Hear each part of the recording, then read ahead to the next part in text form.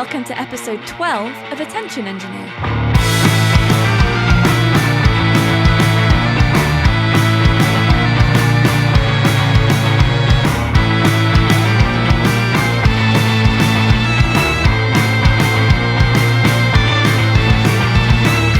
I'm Laura Kidd, a Bristol-based music producer, songwriter and independent solo artist making music as Penfriend. In this noisy world, the gift of someone's attention is priceless. Join me on my mission to go deeper, past the headlines and the hearsay, to have the conversations I've always hoped for with some of the artists I admire the most. This podcast is supported by Arts Council England and the National Lottery, and powered by the Correspondence Club. I'll tell you more about that later. Hello, and thank you for picking this podcast to listen to today. Wherever you are and whatever you're doing, I appreciate you. I'm still very much enjoying the novelty of being into double figures, and yesterday I got the marvellous news that there have now been 6,000 listens of the podcast in total. Mwah! Thank you. As usual, I'm beaming into your ears from my home studio, The Launchpad, but today there's something different. I spent all yesterday tidying up, rearranging stuff, cleaning everything and generally getting organised for some serious album recording time, so it feels really nice in here at the moment. I'm enjoying it very much. I've worked from home for a really long time, but it's really easy to let stuff pile up around me, and I think when the teetering piles reach the point where they look like they've solidified into their own sentient shape, it's time to start dismantling them. So that was yesterday. Whenever I've gone into someone else's studio to record, day one tends to feel like one long drum sound check, so I already feel ahead of the game. I'm going to be live streaming some of my album recording days, or perhaps parts of some of the days, so if you're working from home as well and would like the company, or just fancy seeing what recording an album looks like in real time, subscribe to my YouTube channel and click the notification bell and you'll get an alert when I'm due to go live. It'll be a fun experiment, I think. I'll put the link in the show notes, but I'm at Penfriend Rocks everywhere. I'd really love to send you 2 free songs as a taster of my upcoming album. All you have to do is visit penfriend.rocks and fill in a few details, then check your email for a download link. Pow! Music. Easy. Done. Right, onwards to today's conversation. Hooray! Bright Light is the moniker of Welsh-born, New York City living Rod Thomas, a singer, songwriter, producer, DJ and fully independent artist. A pop culture geek, his songs are inspired by 80s and 90s cinema, hence the name, video games, TV moments and dance sequences. He's worked with Sir Elton John, Scissor Sisters, Alan Cumming and Erasure, and toured with Cher. His forthcoming album, Fun City, is a love letter to the LGBTQ+ community and features a long list of incredible collaborators, including Andy Bell, Jake Shears, Justin Vivian Bond, and Madonna's iconic backing singers Nikki Harris and Donna DeLory. I've admired Rod's work and his work ethic for years, so when Katie Harkin recommended I invite him onto the podcast in episode 8, it seemed like the perfect opportunity. I got so much out of this conversation, and I hope you do too. Here we go. So I'd like to say hello and welcome to Bright Light. Hello. All the way from New York City today. Here we are, transatlantic joy. I'm used to bopping back and forth between the UK and the US, so it's nice to speak to somebody back in the home-ish land. Hello. Not too far from where you grew up, right, Neath? Not too far, just over the bridge, the Severn Bridge. Yeah. Well, no one's been anywhere for a while. How has it been for you in New York? It's been weird. As a touring musician, I'm sure you find it so odd being like in one place for so long. Yeah. And I really don't remember. Actually, last year I didn't tour very much until the autumn, but every other year of my life since I was like 20 something, I've been kind of bopping here and there and on the road for at least 2/3 of the year, I think, really. So it's really weird at the moment to just be static and like in one room effectively every single day. That's quite unusual. Yeah, it is weird. And I was counting up a horrific number, actually, is what I reached for the amount of years that I've consecutively performed in front of other people, whether that's in like the school orchestra or singing something when I was a little kid, all the way up till last year. Mm-hmm. And it was... I'm not going to say the number actually because that's private, but it's a lot of years that I was thinking definitely not going to be in a room with people performing this year, which is weird. It's very weird. Yeah, it's a strange reality at the moment. And I'm sure like if you're the person behind your project, so it's not quite as devastating if you're like a session musician and relying on other people. So at the very least we can keep creating and enjoy studio time. But for a lot of people in the industry, like everybody that works as a booking agent or a session musician or a promoter or whatever, just such a weird time.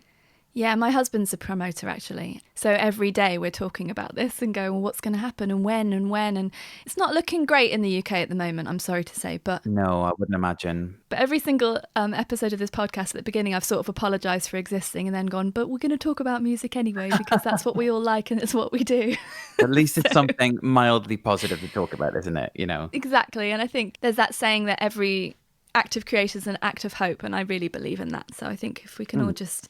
I don't know, stay hopeful or don't, just get through it however you can. Yeah. I just love to keep busy. Otherwise, I don't know what I would have done for the past 4 months, really. Yeah, I really am so worried for friends that have had no work at all. Like people that are actors and people that work in the service industry or like run a bar or whatever. Like they've really struggled with what to do. I mean, if you do work in the service industry or acting, chances are you do have other projects as well, but it's just whether you could even do them or not. So it's at least like I've been able to do the stuff behind the scenes and get an album ready and do whatever, but like having nothing to do this whole time would have just been horrendous.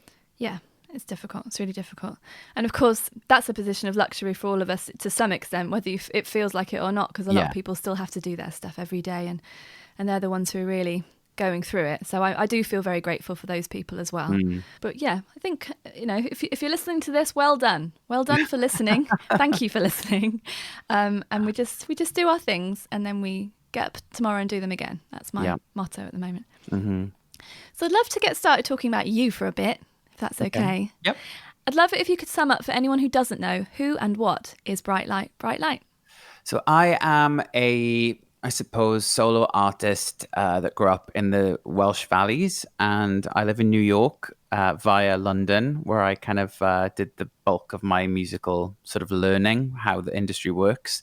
I used to work at PS, which is a music distribution company, and I make pop music, which is influenced by 80s and 90s pop culture, mostly like films, TV, icons, that kind of thing. And I'm just a huge pop culture fan. So I DJ, I produce, I do all of the things that a lot of people do, really, if you're an independent musician. And I really like Catherine O'Hara. So.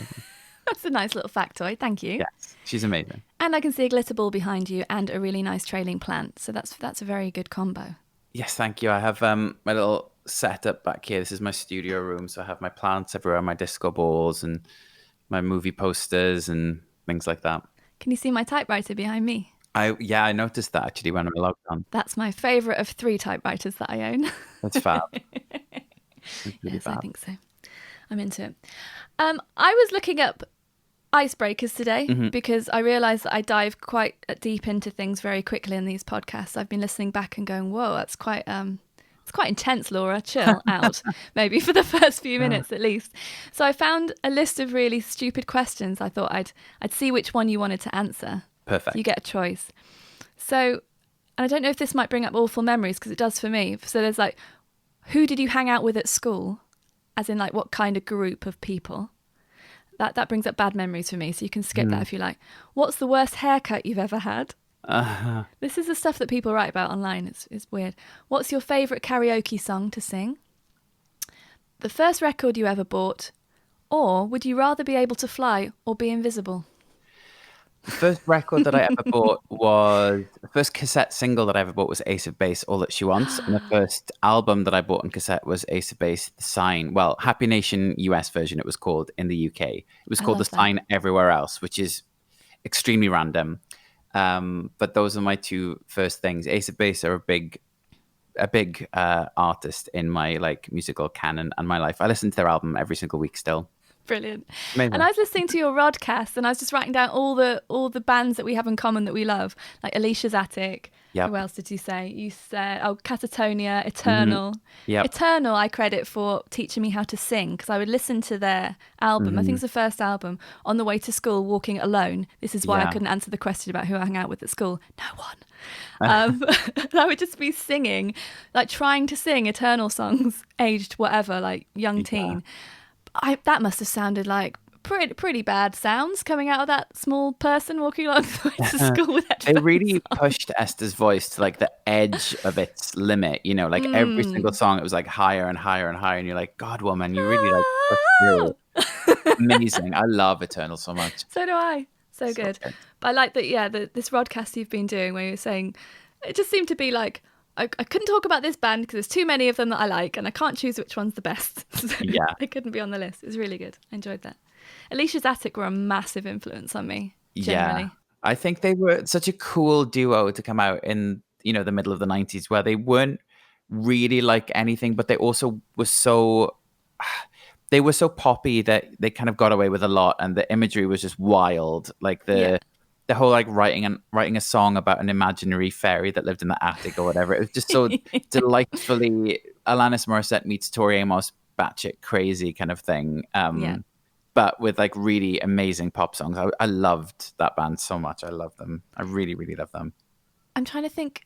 I think it was, I met Karen Poole once in a venue in London. I was watching someone else play and I was like, oh my God, it's Karen Poole. Yeah. And I did go over and I was like, I really loved Alicia's Attic. I think you're amazing. And I said, I'm in a band with my sister as well. And she went, uh-oh. I could talk about them for a long time, but I'm interested that you went for that question. Now, listen, I've read several interviews where you mention how important, because I'm diving in now, basically. The fripperies have gone. But I've read several interviews with you where you talk about how important it is to know what you want to achieve. So I'm interested to know what your mission is with your music. Do you have an overriding mission? Is there a mission each year? Does it change? How do you do that? Usually some kind of mission per album that I do, really. Like the overriding mission, I suppose, is just to like make music that I feel confident explaining to people if I'm asked about it, and something that means something to me. So I'm not interested in making like, you know, generic hands up in the air bangers that don't really mean anything. So there's usually like a story or a narrative behind everything. So like most specifically with the album that I've written that's coming out this year, it's called Fun City, and it is about the LGBTQ plus community. So I wrote the album about how queer people have had to find ways to celebrate themselves and find joy in really dark times throughout history. So how, you know, there's been constant marginalization, persecution, ridicule, and how queer people have had to find the energy to celebrate themselves, to laugh through pain, to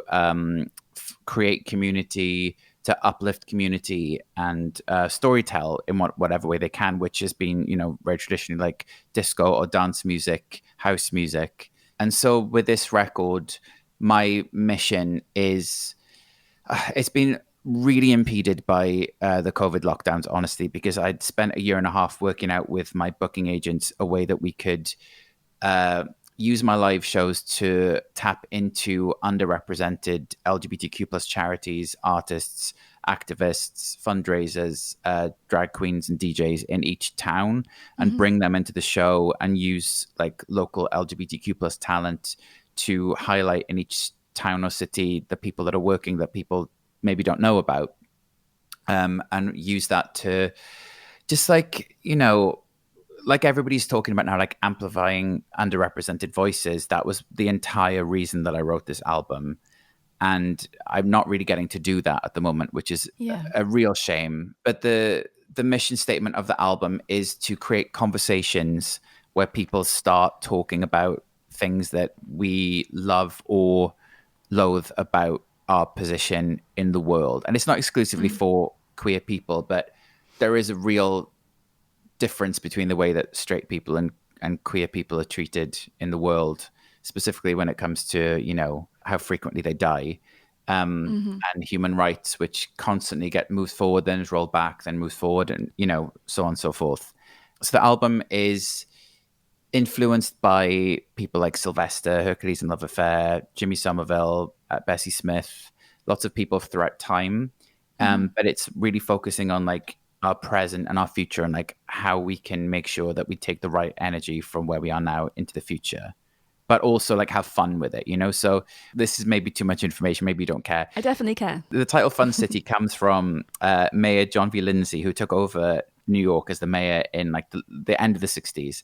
And basically on his first day in office, there was a huge transit strike. Everything fell to shit. Like there was a power outage. It was just a disastrous first day. And one of his rivals was like, "Oh, so you still happy to be the mayor?" And he was like, "Oh, I still think it's a fun city." And Right. I took that like glib comeback as the way that we as LGBTQ plus people have had to identify the places that we live throughout time, where it's like it's a very problematic utopia that we live in. It's like every city is riddled with homophobia, prejudice, injustice, social divides. But how do you make the most of that? You know, like what is your option? So the album is aiming to show ways that you can look for the good in things whilst also being acutely aware of the bad. That is really brilliant and beautiful. Thank that you. you're doing that. I was watching the video for I Used to Be Cool again yesterday. Mm-hmm. And what I love about that, when I was watching, say, George Michael years and years ago, and it's kind of obvious that he's a gay man. Yeah. My mum didn't know somehow, did not clock it. She wasn't aware that someone she could fancy might not fancy her back, I guess. Right, I suppose the issue there. It is so wonderful to see your video completely out, completely proud and beautiful, and the love between the people in the video. Gorgeous. Thank you. But then, of course, there's the harsh reality where that is something you've created. Yeah. And that does exist. But like you're saying, that does exist because you're all creating that as it should be. But then when you step outside of it, there is this prejudice and injustice. And everyone has to be, unfortunately, on guard for that as well. Yeah. So are you trying to create a kind of utopia on this album in that sense? No, with the visuals, my aim was to do like a few utopic and dystopic moments. So again, like with things being kind of hindered by the situation at the moment, my intention was to make a short film which went along with the album. And if you saw the video for This Was My House, which has this cast of like mostly people of color, because that's most of the people that work in the nightlife and I think are super inspiring and doing incredible things in New York. My idea was to cast like 6 people from that video and make a short film where each character would have their break-off video. So it was like, it would have been then showing like moments of utopia, moments of dystopia, fantasy, delusion, hardship, whatever, to make a more 360 view of things. So in my narrative, this was my like fantasy utopia break-off video where, you know, I go into this elite world, which I'm definitely not part of, and have this like absurd fantasy that this super hot guy fancies me in his gorgeous house. Yeah. And, you know, out of context, it that the full message doesn't really get across. It's still like a super fun video and I'm really happy with it. But yeah, the idea isn't to create utopia. It's more to like show a couple of different situations. So there's songs on the record like that one, which is about like delusion and fantasy and how we laugh at ourselves. And Sensation is about how you find community and how that feeling of finding the right people. Like, you know, if you didn't have friends in school, for example, but then you meet your kindred spirits afterwards, a moment where you find your people is just so amazing and so uplifting. Like that's what Sensation is about. And This Was My House is about how people fractured the safe spaces for a lot of my queer friends when their parents voted for Trump and they felt no longer safe in their homes when they went home for Christmas or Thanksgiving. So each song takes like a slightly different angle looking at the community. And, you know, that Trump situation is not exclusively for queer people. That's like a huge concern. He hates everyone. He literally hates everybody that's not him. So yeah, the album is not presenting utopia. It's like exploring the idea of reality versus utopia versus dystopia, I guess. And by the way, if it was presenting utopia, I think that's equally valid, because I think to see people represented who, I mean, I used to live with a guy who couldn't hold his boyfriend's hand in the street, or he felt he couldn't hold his boyfriend's hand in the street in London. And it used to make me cry, the idea of that. And I think if I had sort of skipped to now and I'm watching that video, if I wasn't kind of a bit more clued in and was reading stuff about what's going on now, I might go, oh, it's fine now. Oh, good, that's all sorted. And then move on. Yeah.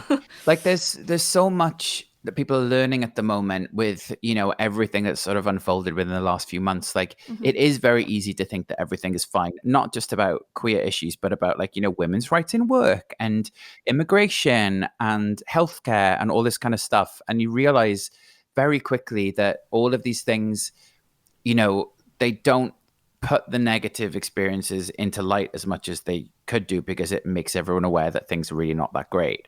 And then all of a sudden you're aware, like, wow, I thought that was great, or I thought that had moved on like leaps and bounds, and it has made progress, but it's nowhere near where it should have got to. And, you know, discrimination against like gender, sexual identity, like everything is just so much more backward than you hoped that it was. And it's a lot to digest when you're isolated and trying to find out what you can do for a community that you're not able to see at the moment, you know? Yeah. You've been doing a lot, though, in isolation. You've been raising money for lots of charities, haven't you? I have, yeah. That's been something. I mean, it's again, not really something that's like that sustainable, because people aren't earning that much at the moment either, myself included. So it's a bit of a, I don't know, false economy, I suppose. But it's just like getting people to do whatever they can. And the idea of this conversation that I want to start with the record is like, nobody expects anybody to be Superman and to swoop in and make everything right. It's like, what can you do within your capacity that is of positive effect to somebody around you? You know, like you making a podcast where people talk about real things is in that. That's in the making a positive change to people. Like a lot of other podcasts about, you know, super heavy issues or issues that people don't necessarily relate to, or flouncy kind of arts and crafts kind of things, you know, they have their audience. But if you are able to talk about like a range of subjects just as an artist, then that's kind of, you are going to talk about things that people wouldn't have thought about before. And that's really important too. Well, thank you, because I do have a mission with this podcast, which is to do exactly that. It started from wanting to have these conversations that you've talked to so many amazing people, and I think they are your friends, but a lot of the time I'll play one-off shows with people who I really love, and I never really even get to have a proper chat. And I'm all flustered and probably kind of nervous to meet them and don't want to come across as rude, but I'm kind of nervous to say hi to people who I really love. Yeah. And I'm on my own manager. I'm playing solo most of the time, carrying all the gear, driving back to Bristol all the time. Yeah. There's not a lot of time for sort of sitting around. And I think it's a bit of a myth that everyone's in this brilliant green room, relaxed and chatting for hours and making the best of friends. So I thought this is my way of trying to have some kind of social life within the community of musicians that I may be sort of tangentially connected to. But by doing so, have these conversations.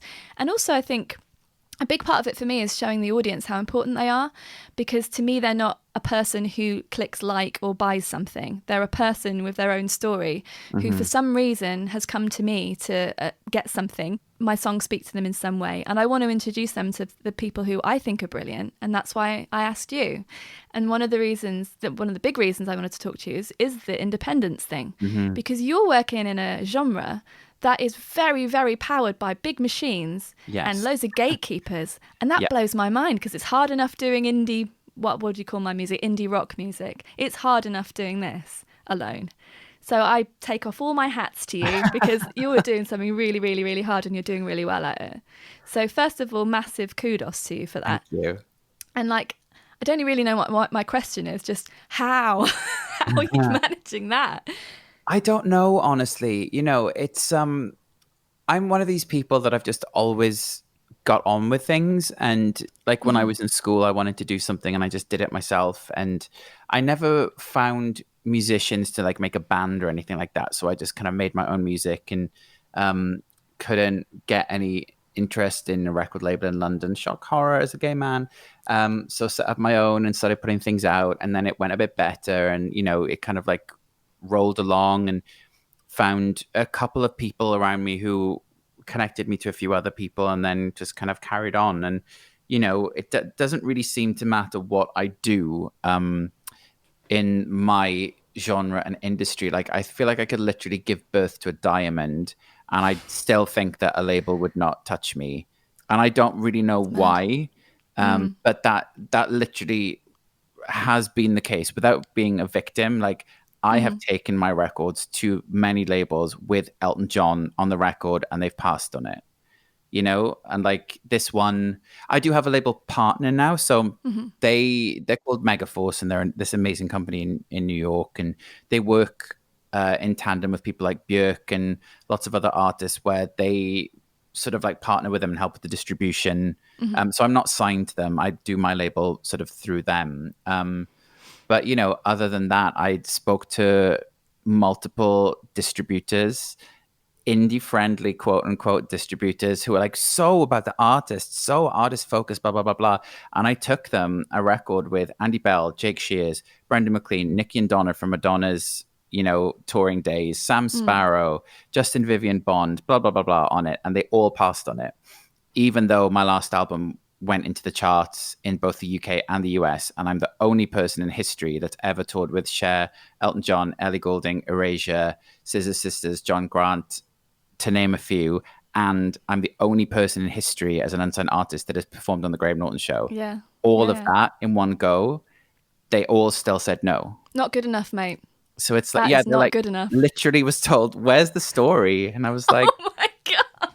Cool. Oh, how does it, Yeah. honestly, how did that make you feel? Like a real sack of shit. Yeah.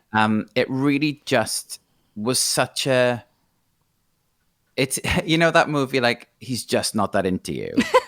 It was that moment I rewatched that recently. It's like, wow, they just really don't like me. Like they just really don't want to help me. And no matter how much money I could make them, they just don't want me on the roster. And it's really disgusting feeling to sort of think that like I've done what almost no independent artist has done. People have sold a lot more than I have, but nobody has like worked with all of those people like from literally like ground zero, and it's still not of interest to them. And that just really makes you feel like, wow, like I'm nothing, The reason I'm asking that horrible question is because I know how that feels to a lesser extent, but because it's not to a lesser extent for me because I haven't had the rejection you had, the exact one. There had a thing happen last week where someone had got in touch seeing if I would come and talk on a thing. I'm not going to be specific enough that they would know, because they're clearly going to listen to this because they love me so much. But they got in touch. They wanted me to do a thing, but they kind of wanted me to prove myself to be important enough for me to do their thing. So I was like, oh, this feels like maybe I shouldn't really bother. But okay, so I said, well, I've done this. Last record sold this, got number 15 in the independent album chart, independent, la, la, la, got my own label, etc. And then I got back this thing months later, really, saying, oh yeah, we're not really going for all this sort of self-releasing stuff. I just went, oh, you've made something really good sound like the worst thing it could be. Yeah. And I feel like everything I've ever done means nothing. Yeah. But I don't even know you. And I just thought, I don't even know this person. I didn't even contact them. And I was really angry. I was like spitting fire all day. So pissed off. And it's amazing. And I just wanted to know if I'm the only person who takes these things like that. No, it's just I think almost everybody I know has had that kind of experience, and it's really difficult to know how to process it really, because it's just like time after time after time, it's the most basic gatekeeper blanket no reason. It's always something like, yeah, well, you don't have the Spotify numbers, or yeah, but we're not really looking for somebody that's self-releasing, or yeah, but we need somebody with more. And you can pick them out of like a stock catalog of, you open up the Grattan catalog, but instead of models wearing clothes, it was just stock answers about why you're not important enough. Yeah. And then, like, I have friends working at labels. I have friends. There was a point in London, and one of the reasons I left London is like literally every person I knew in a band was signed apart from me, and they all had like upwards of £150,000 advance. And I had £5,000 to make my album, which is just from my own bank account. And the industry still pits what you've achieved, like, with that discrepancy counted. And you're like, Yeah. well, if I can do something with £5,000, if you put £20,000 into it, it probably would have gone top 40, not top 60. Yeah. You know, or if you put £100,000, might have had a chart hit. You know, it's Amazing, like, because that is just how it wild. works. Let's not pretend it's not. No, it's all money. Oh, totally. I've always had the approach of, well, look what I've managed to do by myself. Industrious, whatever, diligent, makes good music. I can't say that out loud for some reason. I make good music as well. I do make good music as well. Imagine if you multiplied this or magnified this with as you say, with your money, with your, with a team of people helping. And just imagine what could happen. With your expertise, like that you apparently have. And they're like, no, we don't want to imagine. No, somebody said, I can't imagine doing a better job. And I was like, you really don't think that with a team of 100 people, you can do a better job than one person? Like, I don't, that's just not an answer that I can accept. That's an annoying compliment, isn't it? I can accept that they're not interested. I can't accept that because that is just horseshit. Well, they're just saying that they're useless at their job. Apparently so. It's a difficult thing to digest and take away and not feel completely defeated by, basically. Yeah. Is the thing. And then, you have people.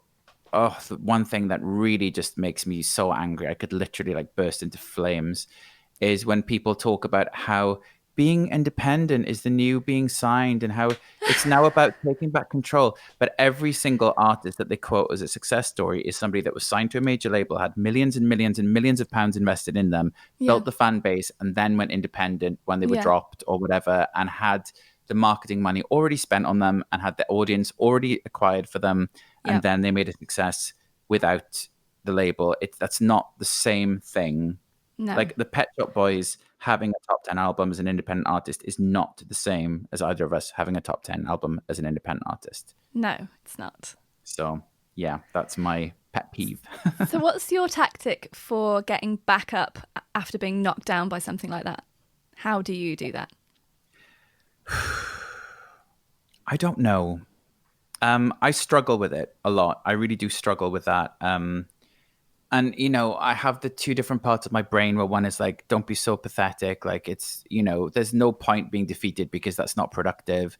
And then the other half of my brain is just like, but I just feel garbage, and I don't know how to handle that rejection any better because it just doesn't ever get any nicer.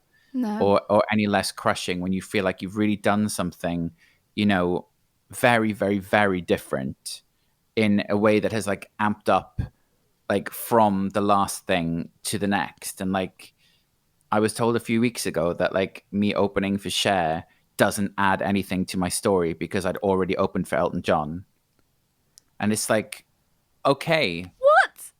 That's a different person. But it doesn't matter. Oh my God. It doesn't matter. And that's the point where you really do start losing your brain. So you're like, what then in your industry eyes does make a difference if literally doing everything that your artists who are signed to you don't achieve? Yeah. What is it then that I can physically do in this industry that makes you care? And there is no answer. And I'm just like, I just don't know what to do with myself. And then that sends you into a pretty dark hole. And then you just kind of don't know what to do. So what I try and do then is like think back to, like you said before, like the reason why I made the album or the project. And it's not about like old white men in a fucking room. It's like about the people I see out on the streets who are, fundraising and running independent venues and campaigning for trans rights and people that care about our neighborhood and our community. And I just try and do whatever I can for them. And, if yet another album fails to get into the actual top 40 or whatever, just because people don't care enough to give me a chance to do that, then that's what happens. And I do what I can and I make it for the right reasons and make another bloody album about something else, I don't know.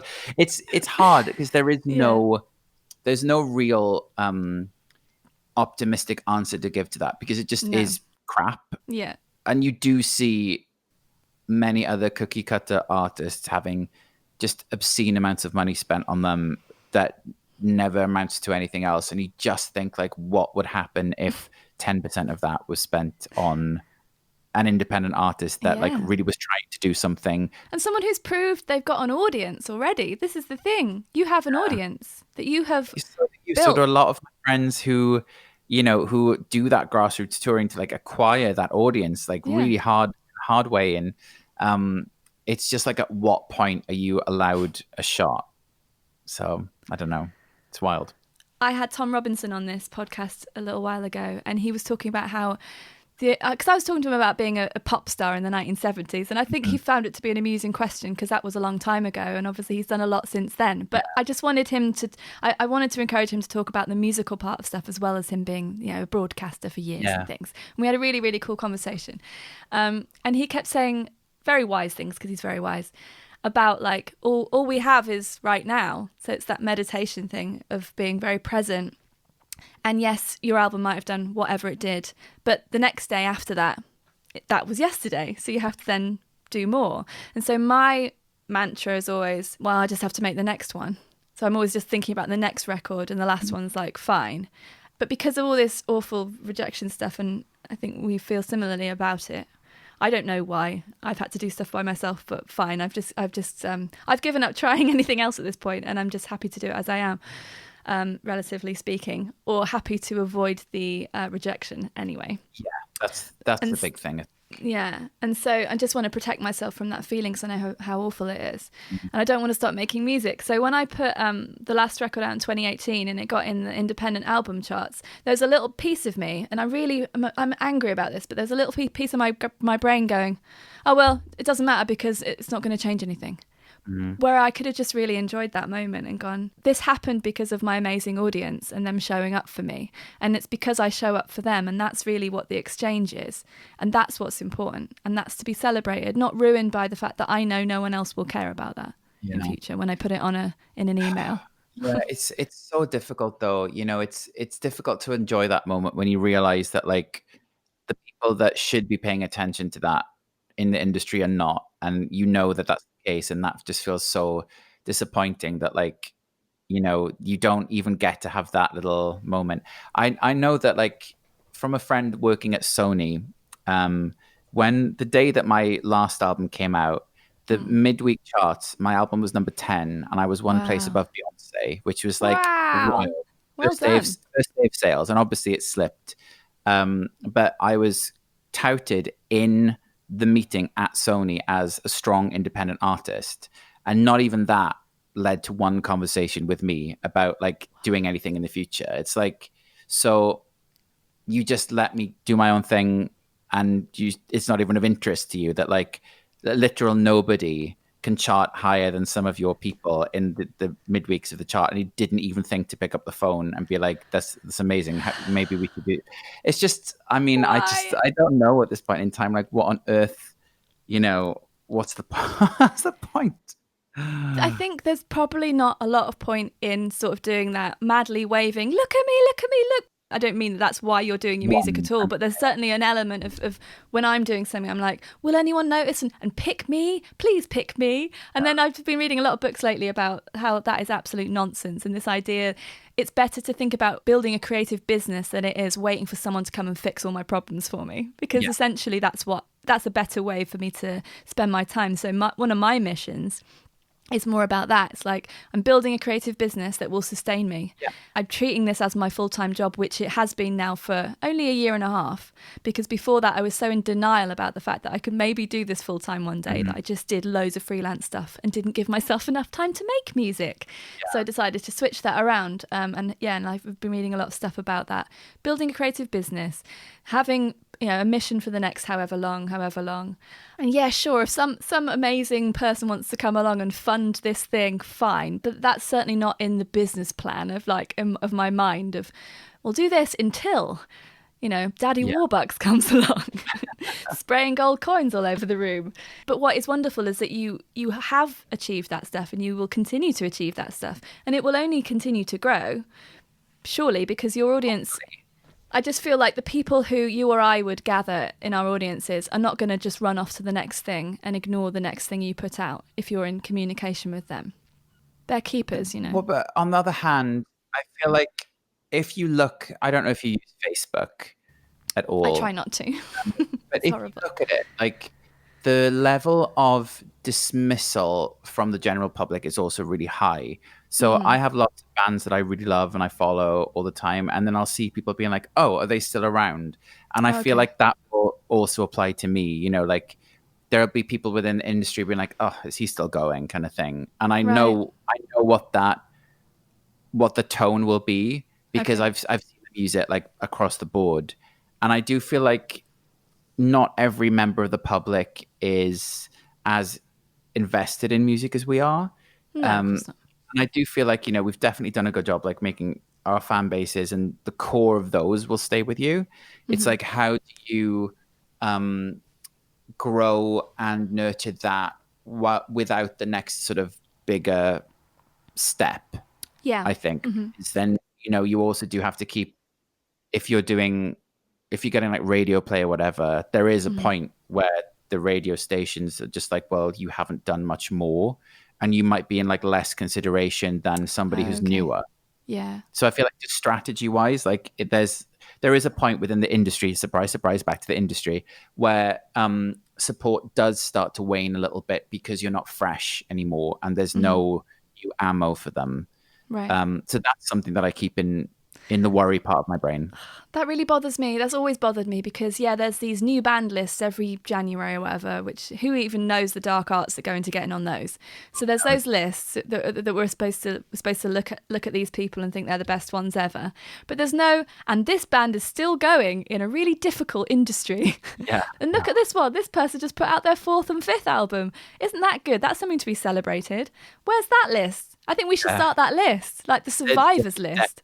That list, my God, it's just such a strange industry, and you'd think that maybe it would become like slightly less predictable than it still is, but not really the case. There are, you know, disclaimer is there are really good people in the industry, and there are lots of good people with good hearts and good intentions that do, you know, keep the hope alive.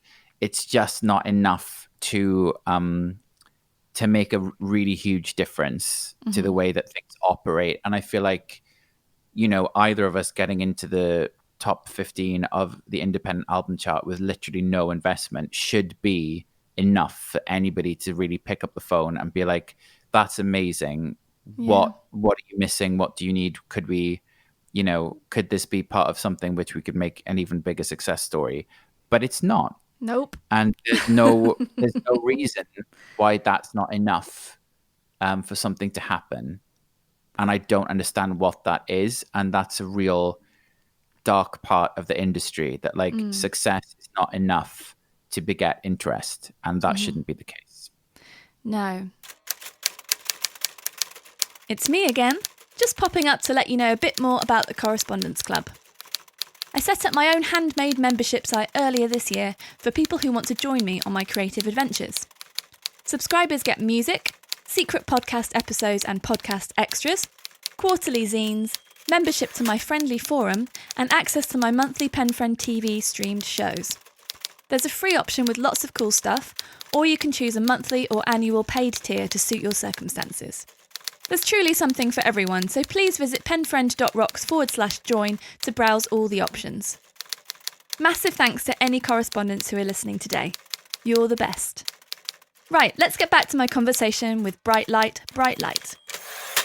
As an independent artist, having to do everything yourself, how do you stay organised then? Because you don't have the luxury of some of these people with all the funding who have a manager who literally plans their days out for them. I do find the organization kind of hard, actually, especially when you do get to a different level of like success or busyness. Then it gets much more difficult to organize things. So like, you know, I was single-handedly organizing, like taking my band around the world with Elton John and Cher. And that's like a lot of work when you're also trying to do the music and like everything else and payroll and blah, blah, blah, blah. Yeah. I do have, like, I employ other team members. So I have like a Oh, that's good. marketing manager in the UK who kind of deals with the press team and, the radio team, and he kind of like shuffles them around as and when. But there's still a lot of organization to do behind the scenes. And of course, like every one of these people you have to pay. So then it's like, how much money do you have to like pay somebody every month to organize these things that you don't have time to? And a Yeah. lot of the answers have been like, I don't have the money, so I'll just find the extra time to do it. And, with like the tour management, I could have paid somebody, I think it's like something like £100 a day, but I'm like, that's £100 I can't spend on hotel rooms. So that's Yeah. counterproductive. And it's that constant balance between like what is actually weighing you down and what can you deal with to allow yourself a little bit more budget to do the things that you really can't cut a cost on, Yeah.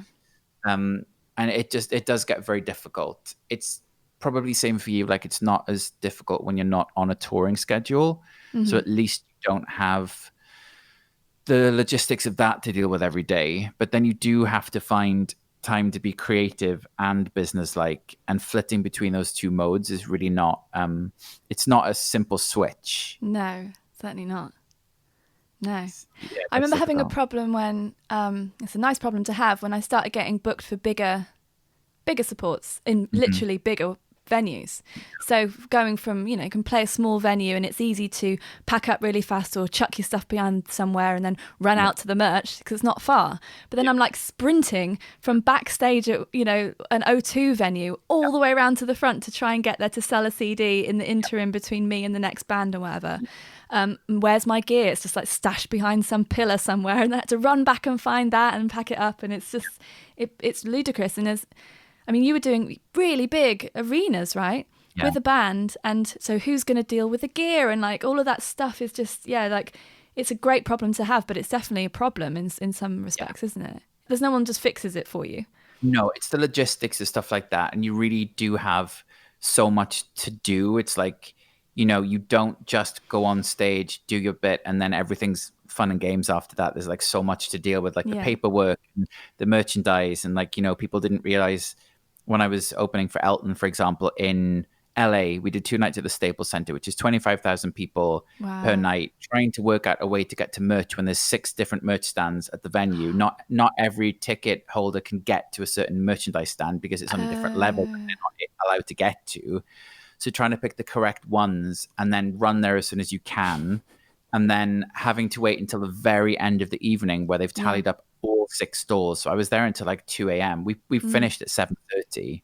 Yeah. And I had to be physically in the venue at like 2 a.m. waiting for the boxes to come back, counting up, tallying it up, going then to the office with the guy and like signing for it and taking the cash and paying the commission. It's just like, it's so draining, to do that. And then realize, well, now we have like an 8-hour drive to the next venue in the morning and trying to get there for 2 p.m. And it's, there's a lot that goes on that you have to be so like machine like precise with behind the scenes. Yeah. That people don't kind of, fortunately for them, they don't have to see, because it really is tedious as hell. Oh yeah, God.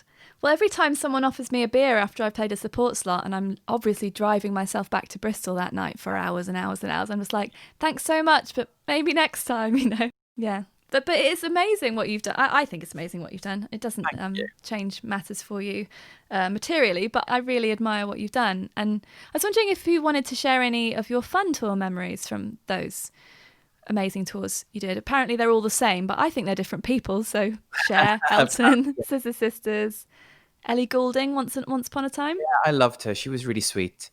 So like when I was on tour with Elton, we were friends before that, and we used to go like record shopping for each other. So he'd be in a record store and I'd get an email from him being like, oh, do you have the Phil Spector Christmas album? I'd be like, no, that's amazing. Or I'd go and like, we have that, it's great. And then in another shop, I'd like ask him if he had any of these records, and he'd like email me back, and I'd pick up the ones for him that he didn't have. And that was just so lovely to have that like camaraderie and like joy of record shopping.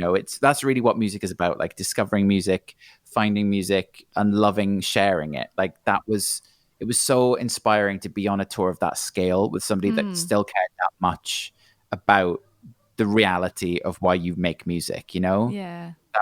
That was really cool.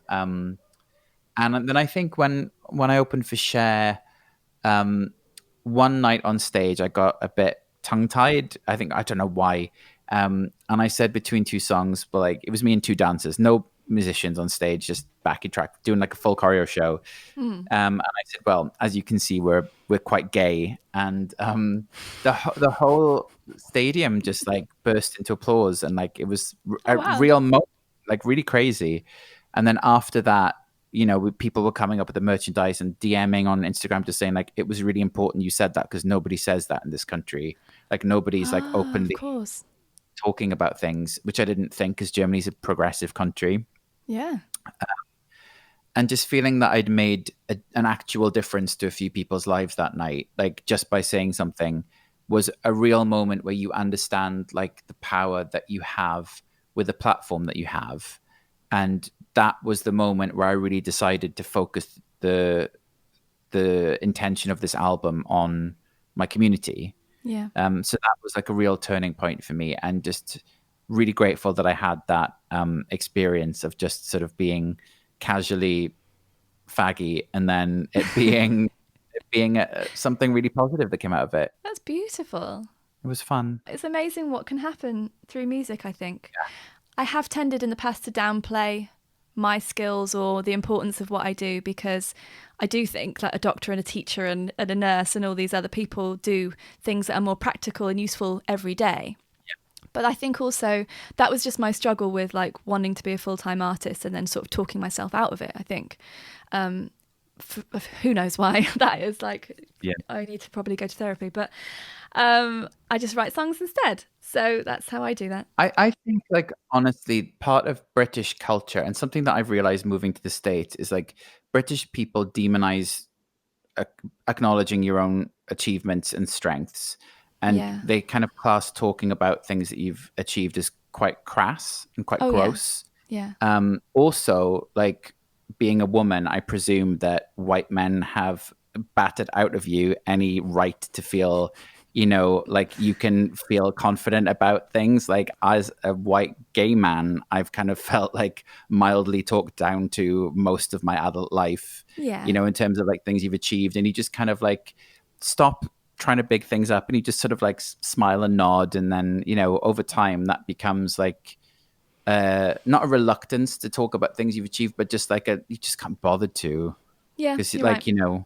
and then also you do have the perspective of like the other jobs that people are doing. Like Yeah. people I know working in the NHS at the moment, which is just mind blowing, or people that Yeah. like are mothers or teachers or firefighters or whatever. And you do kind of see the difference in like the gravity of what they do versus what we do. Yeah.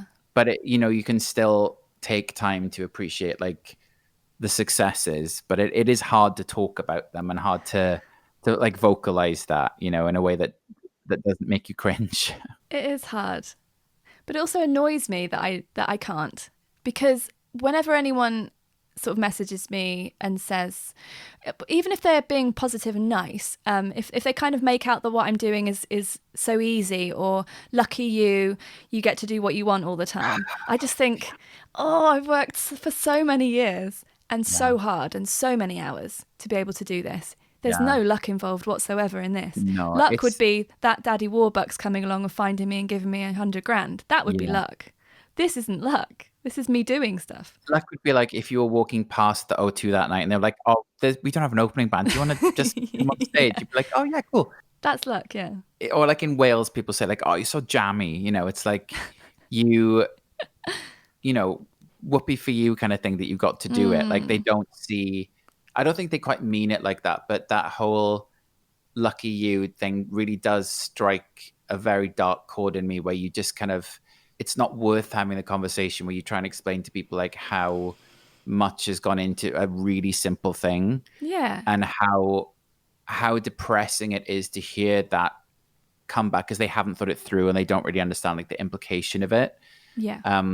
And there's no way to explain it without it then sounding like you're angry, Oh, or yeah, exactly. it's like there's a no-win situation. Like you Yeah. can't describe that situation without people like rolling their eyes and being like, "Oh God, here we go." But it just feels like someone's taken everything I've created and gone, well, that's easy. You should have Yeah. done it better or Yeah. something. Kind of like those gatekeepers. Somebody was like, oh yeah, that song is really simple. I could have written that. I'm like, you didn't. Exactly. You didn't write that. So I'm going to mention my husband again because it's just a funny story. He writes really beautiful songs, but mostly they're bits of songs he hasn't quite finished them. He would be the first to admit this. Right. And I've been encouraging him whilst he's been furloughed from his job. Yeah. This is a really good time to just get on with that, because when else are you going to have this stretch of time? Mm-hmm. Now, it's hard to be furloughed from your job, and there's a lot going on with that. Yeah. And so it's not quite so simple to go, oh, great, everything's brilliant, I'm going to write my songs now, because they're also very sad songs about his past. Mm-hmm. But they're beautiful and they need to be finished. And he said something ridiculous to me a few weeks ago about how, oh, it's all right, because I know how it all goes in my head. And I was like, I've had enough of this. That's a daydream. You're having a daydream. That's not real. If I can't hear it, that's not a finished song. Not real. Yeah. Stop saying that. Yeah. You've just thought about it. You've had a thought. That's not a song. And I've heard people say that before, like, oh, I could be a really good novelist if I knew what to write. You're like, well, yes, you could. Yeah, so could everybody. So could everybody. Oh my God, yeah. I know what you're saying, yeah, because you start sounding like, he's kind of, I don't know, it just starts sounding like, I think my thing's the most important in the world and I've worked harder than anyone, which is obviously not true. So, I don't know. Poor us getting to do what we like. I know. It's hard because like you can't even describe to somebody like that crushing feeling of, for example, like your album getting to number 15 and the lack of recognition for that. No one cared. No one will sympathize for you for having a success which people don't celebrate for you. No. It's not really a thing, and that's really, really hard. Like the week that my last album came out, it got to number like 72 in the overall chart. And it was brilliant. Like number 9 or something on the independent chart. Amazing. But like because it went down from like number 10 to number 72 because of streaming. Like people don't stream my music. It was like number 46 in sales, but like that 30 positions just because of streaming.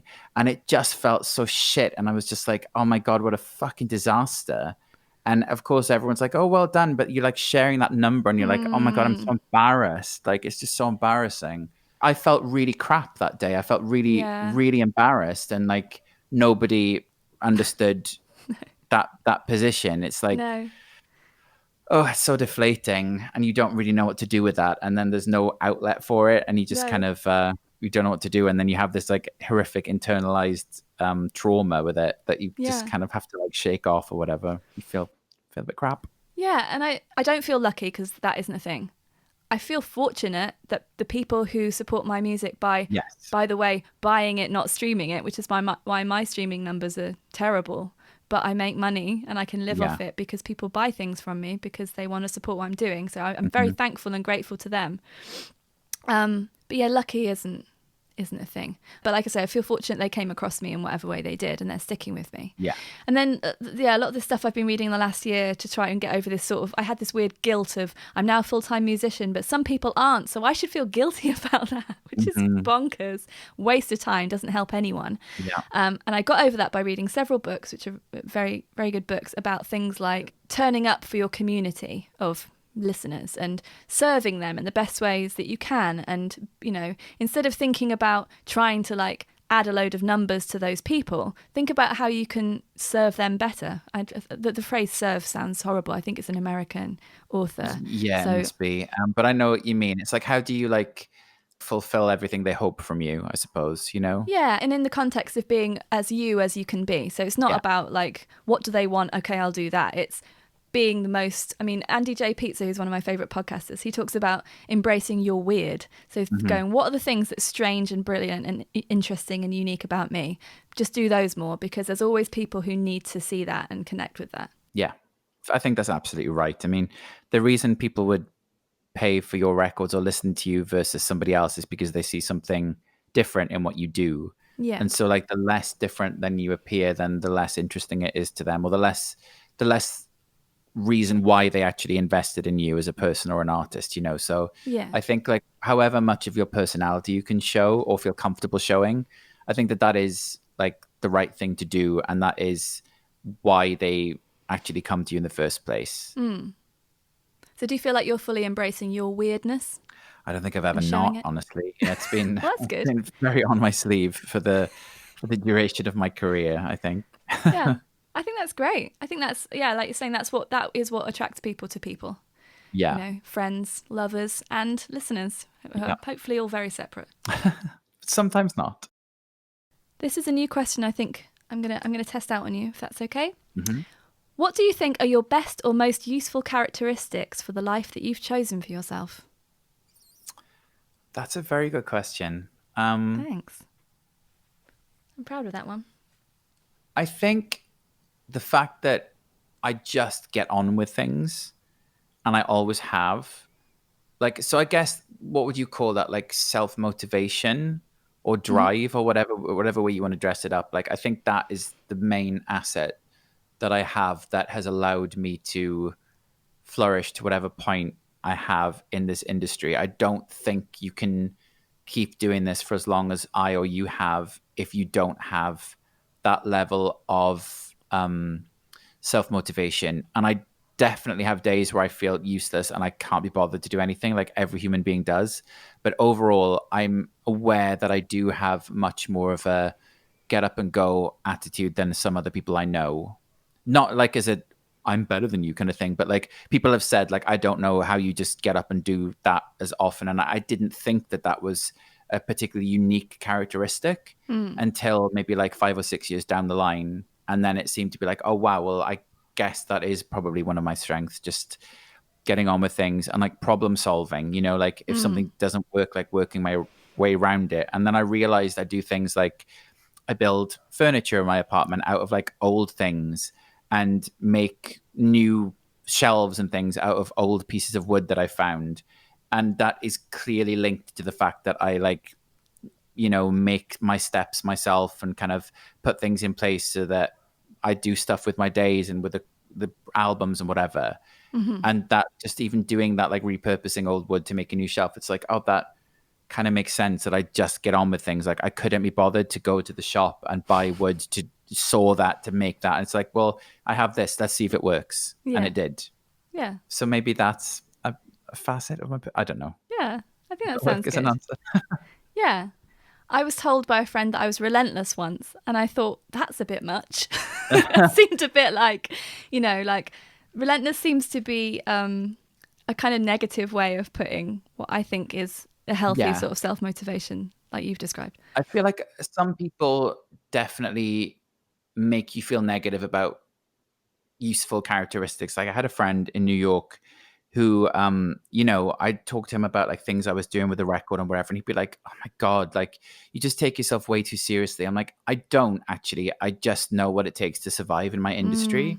Like that, those are two very different things. Like taking what I do seriously and taking myself seriously are two very separate things that can like, they coexist. Like laughing at myself and taking what I do seriously. Like they do not, they're not exclusive properties. No. And like with the whole like relentless thing, it's like, cool. So should I just sit back and let everything fall apart? Like, I'll just wait for someone to pick me. Yeah. Because that's definitely going to happen. I find the criticism of you getting on with stuff and being proactive, or me doing that, I find that a disgusting quality in people. I really think it's disgusting to criticize somebody who is evidently working really hard to keep themselves afloat and to get their work moving forward on their own, like on their own efforts. I don't think it's a charming characteristic to lay into that and no, I don't.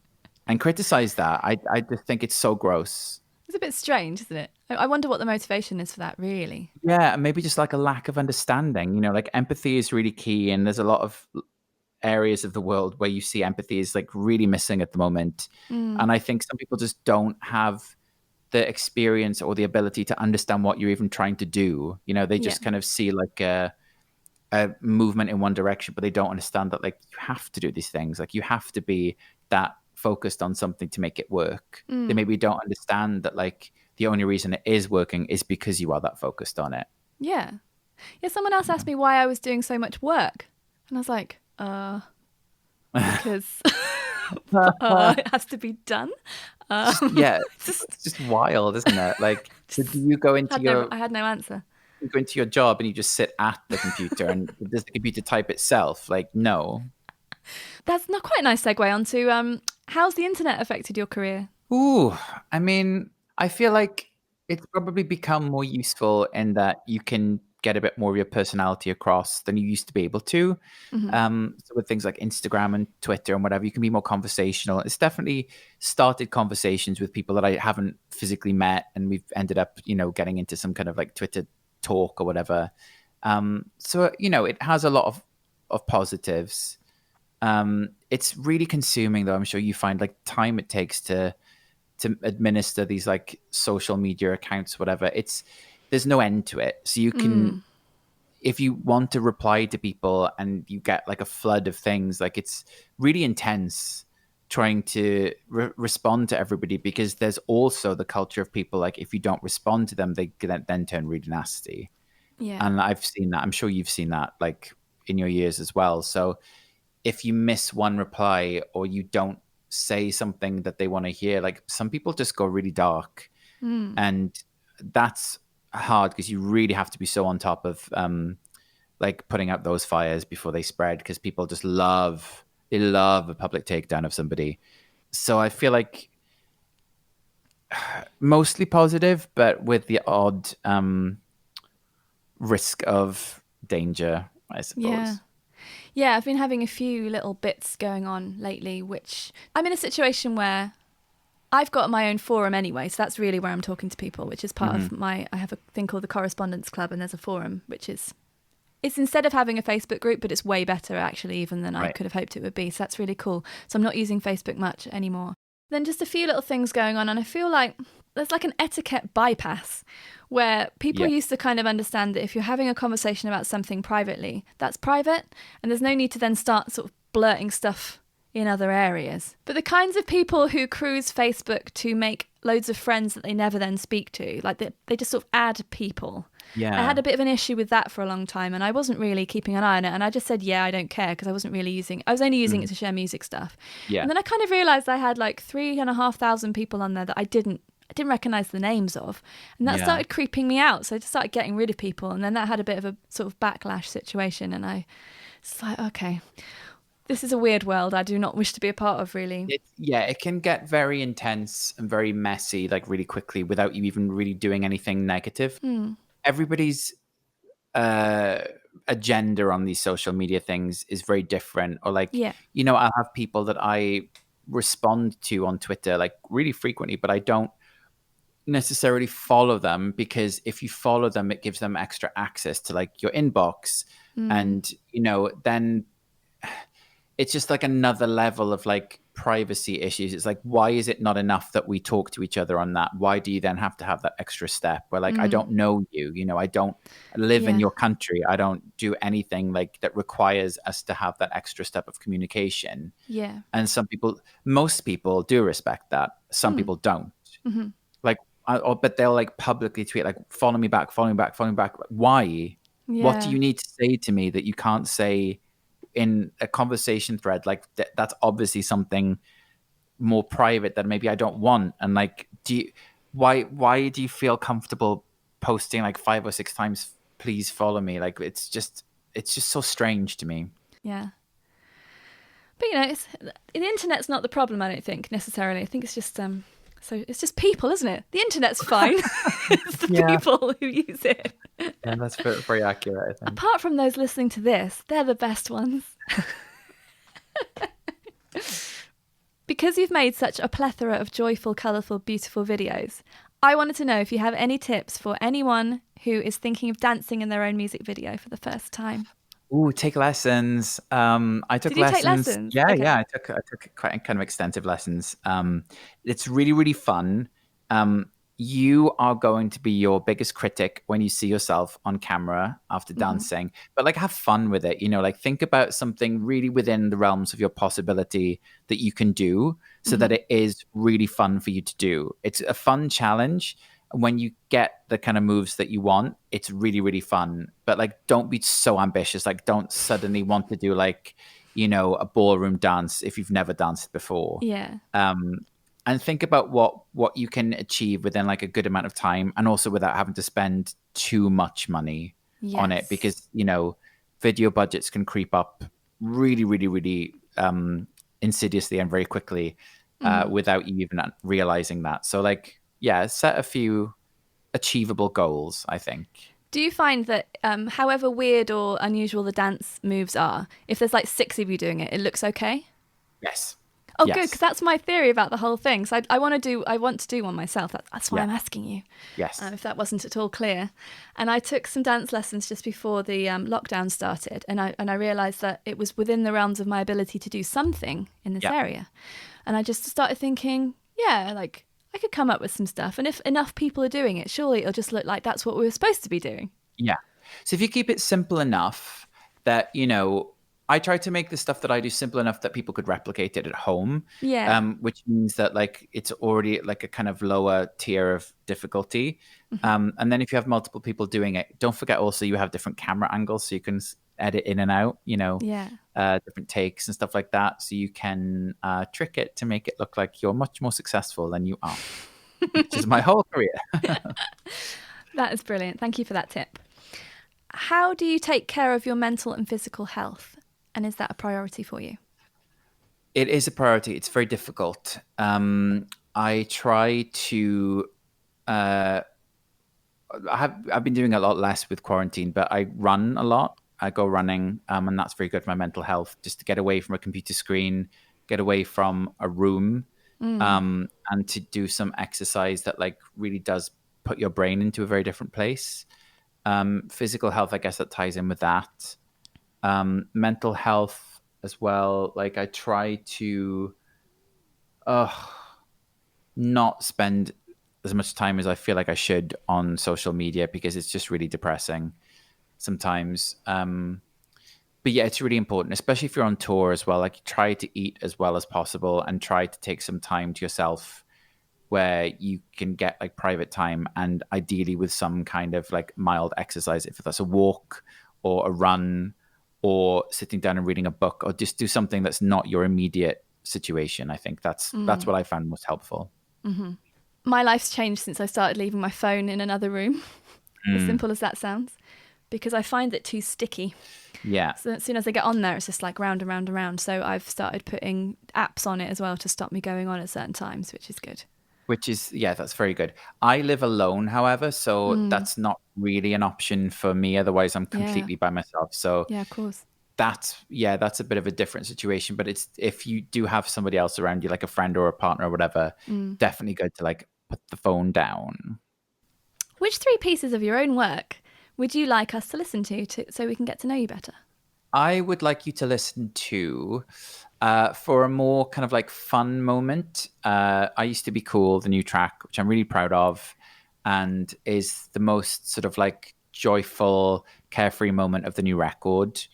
A song called In Your Care from my second album, which I wrote about friends and family that you leave behind when you move to a different place. And I'm really, really proud of that song. And then I think from my third album, Choreography, there's a song called Symmetry of Two Hearts, which I wrote about the dance sequence in Mannequin where Kim Cattrall and Andrew McCarthy danced through a shopping mall. And I'm really proud of that. It's a ridiculous 80s kind of pop song. And it's the first song I recorded saxophone for after I took lessons. And Elton John does backing vocals, and it's just absurd. And which 3 other artists are exciting you at the moment? There's a band called Caveboy, Caveboy, from Canada, who are 3 queer girls. I think they live in Montreal. They're amazing. I love their debut album that came out this year. It's very like indie cred cool, but with like really good pop lyric sensibility. The production's gorgeous. And everybody that I've played their songs to in my DJ sets, everybody always singles out them as the band that they really like that they didn't know. So I think them.